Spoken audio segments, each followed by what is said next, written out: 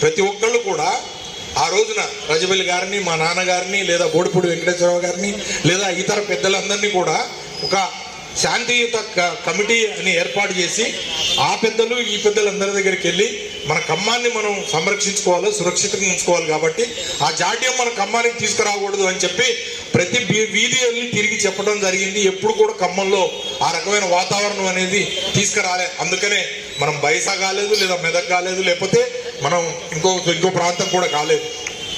అలాంటి ఒక గొప్ప మంచి సంస్కృతి కలిగిన ఖమ్మం పట్టణంలో నాకు అవకాశం ఇవ్వడం వల్ల నేను 2 సార్లు శాసనసభ్యుడినయ్యా, మంత్రి అయ్యా. నేను చాలా గర్వంగా ఫీల్ అవుతా మీ అందరి యొక్క ఆశీర్వాదంతో ఇంత వాడిని అయ్యానని చెప్పి. కాబట్టి ఈ రంజాన్ మాసంలో నేను మీతో పాటుగా ఈక్వల్గా నేనంత పవిత్రంగా నేనేదో రోజా ఉన్నా, లేకపోతే రోజుకి 5 సార్లు నమాజ్ చేశానని చెప్పలేదు, కానీ పరిపూర్ణంగా మాత్రం అల్లాని నమ్మాను, నమ్ముతున్నాను అని చెప్పి ఈ సందర్భంగా నేను తెలియజేస్తాను. కాబట్టి ఈద్ ఏదైతే ఉన్నదో అది ఈద్ అందరికీ. తెలుగులో పండుగ మీకు ఈద్.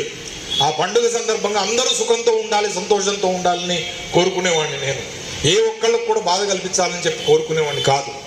అందుకని ఈ సందర్భంలో ఈద్ ఉల్ ఫితర్ సందర్భంగా నేను చాలా మందిని కలవలేకపోయాను. కాబట్టి ఈద్ మిలాద్ సందర్భంగా మీరు ఏర్పాటు చేసిన ఈ కార్యక్రమంలో నాకు అవకాశం ఇచ్చి మిమ్మల్ని అందరినీ కలుసుకొని మరొకసారి పండుగ శుభాకాంక్షలు తెలియజేయడానికి అవకాశం ఇచ్చిన మత పెద్దలందరికీ, దాంతోపాటుగా వివిధ ప్రముఖులకి, వచ్చిన వారందరికీ కూడా నేను మనస్ఫూర్తిగా ధన్యవాదాలు తెలియజేస్తా ఉన్నా. ఎందుకంటే నేను మన కమర్ గారు చెప్పినట్టు కొంతమందికి ఇళ్ళకే వెళ్ళగలం, కొంతమంది ఇళ్ళకే వెళ్ళగలం. కానీ మధ్యాహ్నం 3:30 వరకు వెళ్తూనే ఉన్నా. ఇంకా అప్పటికి ఇంకా వెళ్ళగలను, కానీ కీరు మన అయిపోతుందేమో అని భయంతోనే ఆపేసిన. ఉంటుందో ఉండదో షీర్ కుర్మా ఉంటుందో ఉండదో అని. కానీ వెళ్ళిన ప్రతి చోట కూడా షీర్ కుర్మా ఆరగించా, పెడితే బిర్యానీ తిన్నా, అన్ని రకాలుగా నేను సంతోషంతో ఆ రోజు కూడా గడిపా. నాకు ఏ బాధ లేదు. నాకు రంజాన్ అంటే చాలా ఇష్టమైన రోజు.